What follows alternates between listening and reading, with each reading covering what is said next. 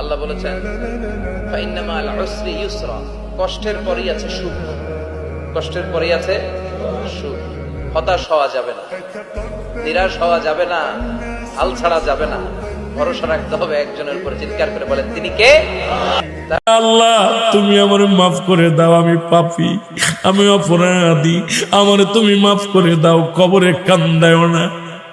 আল্লাহ মানুষের প্রথম বিপদ হলো মরণ, দ্বিতীয় বিপদ হলো কবর, তৃতীয় বিপদ হলো কিয়ামতের ময়দান। আল্লাহ একটার চাইতে একটা বড় বিপদ, তুমি আমারে মাফ করে দাও, আমারে তুমি ক্ষমা করে দাও আল্লাহ। ও আল্লাহ তুমি আমারে মাফ করে দাও।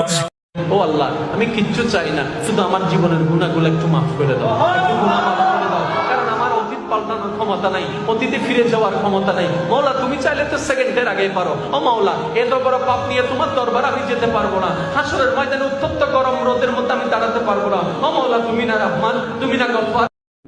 রমজান আসতেছে কয়েকদিন পরেই, আল্লাহ যদি পা দেওয়ার সুযোগ দেয়, পা দেওয়া বোঝেন? আপনারা তো বুঝবেন না, বুড়ারা কোত্থেকে বুঝবেন, যুবকরা বুঝবো। রান আউটের নিয়ম হইল দৌড়াইতে দৌড়াইতে দৌড়াইতে ব্যাটের আগা যদি দাগের ভিতরে ঢুকায় দেওয়া যায় তো রান আউট থেকে বেঁচে গেল। আল্লাহ বলে দৌড়াইতে দৌড়াইতে যদি রমজান আর সীমানায় পা দিয়া মরা যেতে পারো, তাহলে পুরা পিছনের বৎসরের গুনাহ মাফ। মসজিদে যখন ঢুকবেন ডান পা দিয়ে ঢুকবেন আর দোয়া পড়বেন আউযু বিল্লাহিল আযীম ওয়া বিওয়াজহিল কারীম ওয়া সুলতানিহিল কদীম মিনাশ শাইতানির রাজীম। বিষ্ণু ইসা ইসলাম বললেন, যে ব্যক্তি মসজিদে ঢোকার সময় এই দোয়াটা পড়বে, শয়তান আফসোস শুরু করে, সে বলে হায় হায়, আজকের দিনের জন্য, সারা দিনের জন্য তো তুই আমার ওয়াসওয়াসা থেকে বেঁচে। দৈনিক 12 রাকাত সুন্নত যে ব্যক্তি পড়বে তার জন্য জান্নাতে ঘর নির্মাণ করা হবে। কোন 12 রাকাত? ফজরের আগে 2, ফজরের আগে, জোহরের আগে 4, তারপরে 2, তারপরে মাগরিবের পরে, ইশার পরে, মোট কত হইল? 12। এই 12 রাকাত নামাজ যে ব্যক্তি দৈনিক পড়বে তার জন্য জান্নাতে ঘর নির্মাণ করা হবে। আর আল্লাহর কাছে আমরা সবাই একা একা ফিরে যাবো, ইন্না লিল্লাহি ওয়া ইন্না ইলাইহি রাজিউন। একা একা একজন একজন করে হিসাব নেবেন আল্লাহ পাক। তখন আমার সাথে কেউ থাকবে? আপনার সাথে কেউ থাকবে? ইন্তেকালের পরে 40টা দিন অপেক্ষা করেন না, মানুষ মনে রাখে? রাখবে। বিসমিল্লাহির রহমানির রহিম। ইন্না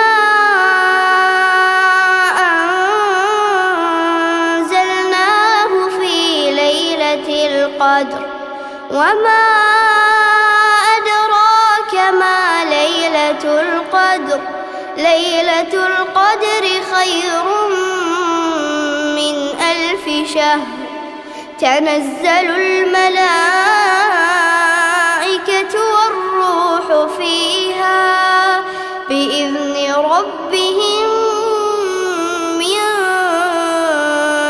কুল্লি আমর।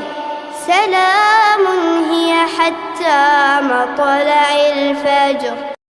يا حبيبي يا محمد يا نبي سلام عليك يا رسول سلام عليك يا حبيب।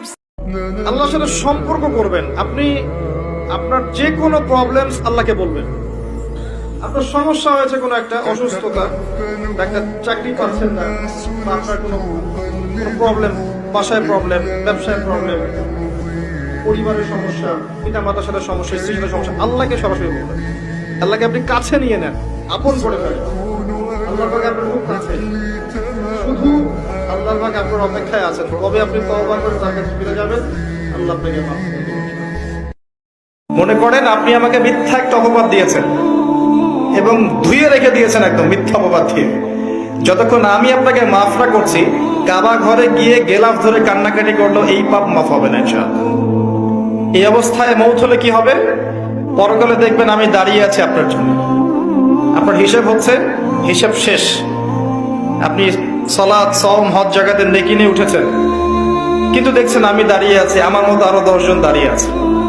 ওই 10 জনকে আপনি গালি দিয়েছিলেন, অপবাদ দিয়েছিলেন, তাদের গীবত করেছিলেন, তাদের সম্পদ বা সম্মানের হানি করেছিলেন, এখন কিয়ামতের মাঠে আপনার নেকি দিয়ে এই ঋণ শোধ করতে হবে, অন্য কোনো অপশন নাই। এই যে কোরআন এবং সুন্নাহর দাওয়াতটা পৌঁছে দেন মানুষের কাছে, দাওয়াতেই কাজ করেন ভাই, সময় নষ্ট করেন না।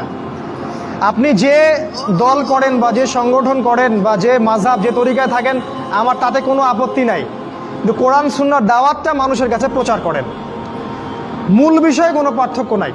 এই দাওয়াত দেওয়ার সময় সাম্প্রদায়িক হবেন না, সবাই আমার দলে আসো, আমার দলের ফর্ম পূরণ করো, না হলে দাওয়াত হচ্ছে না, এমন দাওয়াতের দরকার নেই। মানুষকে ইসলামের দাওয়াত দেন, আল্লাহর দিকে ডাকেন, কোরআনের দিকে ডাকেন, সুন্নাহর দিকে ডাকেন, দেখবেন সমাজে একটা সাম্য চলে আসবে ইনশাআল্লাহ। নিজের হেদায়েত হারিয়ে ফেলার জন্য আমি নিজেই দায়ী। কত ভয়ঙ্কর, তাই না? আমি বুঝতে পারছি আমি ভুল পথে যাচ্ছি, তবু এ যাত্রা থামাতে পারছি না। রব্বি ইন্নী যালামতু ফাগফিরলি। হে রব, হে রব, নিশ্চয়ই আমি আমার নফসের প্রতি জুলুম করে যাচ্ছি, সুতরাং আপনি আমাকে ক্ষমা করে দিন। আল্লাহ, আমি জানি তোমাকে আল্লাহ বলে ডাকার মতো পবিত্র জবান আমার কাছে নেই, আমি হারিয়ে ফেলেছি। আল্লাহ, তোমার কাছে যে চাইবো, ভিক্ষার 2টা হাত যে তুলবো, সেই হাতের পবিত্রতা আমি রক্ষা করতে জানি নাই। মওলা, ব্যর্থতা আমার গুনাহ পাহাড় নয়, আসমান হতে ছুঁয়ে গিয়েছে, কিন্তু আমি তারপরও তোমার দরবারে হাজিরা দিয়েছি, কারণ আমি জানি আমার গুনার বিশালতার চাইতে তোমার রহমতের বিশালতা 1000 গুণ বেশি। আপনার অবস্থান ভালো, মানুষ আপনাকে তোলা তোলা করবে। অবস্থান খারাপ হয়ে যাক, দেখবেন আপনাকে মানুষ চিনছে না, কাছের মানুষই চিনবে না, কাছের মানুষই চিনবে না। আপনি বিপদে পড়েন, দেখবেন বন্ধু শত্রু চিনে ফেলবেন, মানে জিগরি দোস্ত বলবে আমি তোর নামই শুনি নাই কখনো। হ্যাঁ, বাস্তবতা খুব কঠিন।